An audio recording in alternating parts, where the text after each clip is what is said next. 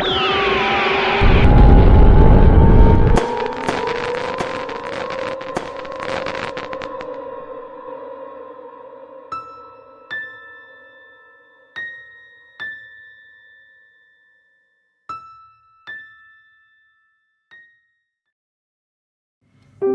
kedalaman hutan hujan tropis Kalimantan, di mana pepohonan menjulang tinggi hingga menghalangi sebagian besar sinar matahari, hiduplah seekor tokek kecil bernama Nanang.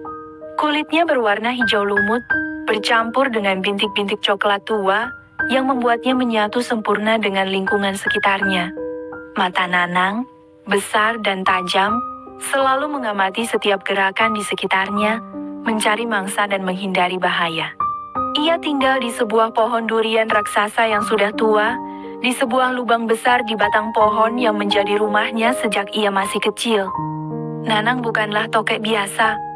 Ia memiliki rasa ingin tahu yang besar dan keberanian yang luar biasa. Berbeda dengan tokek-tokek lain yang hanya berdiam diri di tempat yang sama, Nanang sering menjelajahi hutan, menemukan tempat-tempat baru dan berinteraksi dengan makhluk hidup lainnya. Ia berteman dengan seekor monyet kecil bernama Mika, yang seringkali membantunya menemukan serangga lezat sebagai makanan. Suatu hari, saat sedang menjelajah, Nanang mendengar suara aneh dari kejauhan. Suara itu seperti rengekan yang sedih dan lemah. Rasa ingin tahunya mendorongnya untuk menyelidiki sumber suara tersebut. Ia menyusuri batang pohon, melompat dari ranting ke ranting, dengan hati-hati dan waspada. Sumber suara itu ternyata berasal dari sebuah lubang di akar pohon besar. Di dalam lubang itu, Nanang melihat seekor tikus kecil yang terluka. Kakinya terjepit di antara akar pohon dan tampak patah. Tikus itu tampak lemah dan hampir tidak berdaya.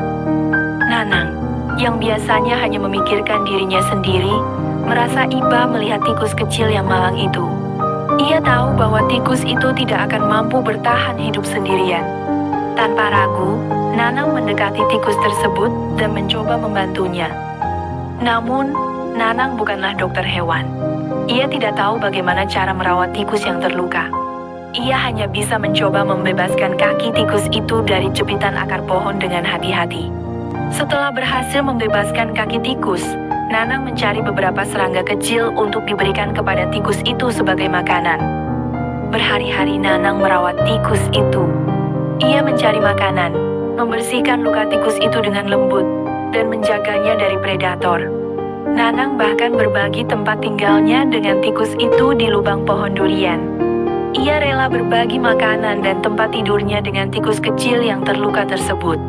Lambat laun, tikus itu mulai pulih. Lukanya mulai sembuh, dan ia mulai bisa bergerak meskipun masih sedikit pincang. Suatu pagi, tikus itu pergi, meninggalkan Nanang sendirian di lubang pohon durian. Namun, kepergian tikus itu tidak membuat Nanang sedih. Ia merasa senang karena telah dapat membantu makhluk lain. Sejak saat itu, Nanang semakin dikenal di hutan. Bukan hanya karena kecerdasannya dan keberaniannya, tetapi juga karena kebaikan hatinya.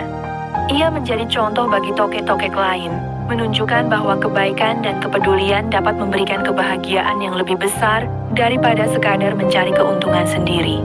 Kisah Nanang menjadi legenda di hutan hujan tropis Kalimantan, kisah tentang seekor tokek kecil yang memiliki hati yang besar.